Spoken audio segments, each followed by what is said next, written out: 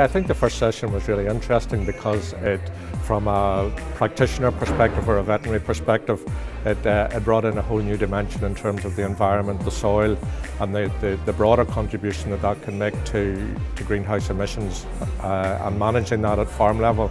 But also then obviously in terms of the animal health perspective, the potential for mitigation. So if we're able to address those either at a farm by farm basis or certainly from our own perspective by dealing with some of the most important ones and priority diseases at a national level, then that provides real opportunity. And certainly there is across all of the pieces there's that common theme of what can be achieved by working together, and I think that was another really important piece that stood out for me. So I think in terms of addressing endemic diseases and greenhouse gas emissions, that really is where we need to focus. So we can look across a range of different diseases, and Teagasc and others have identified those. BVD, which is well controlled now, IBR, respiratory disease in calves, in particular Johne's disease, parasitism I think is one that's very much overlooked.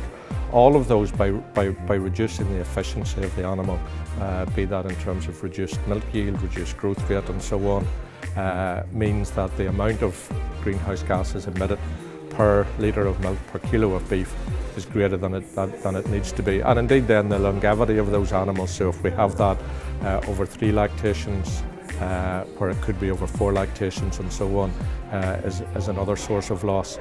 So I think there's a whole series of conditions, be they specific infectious or maybe more syndromic, that need to be addressed, and that can be addressed. We have the tools largely to do those, but addressing those will reduce the levels of emissions, and certainly as far as if we're dealing with a stable cattle population, indeed will reduce absolute emissions as well as the efficiency.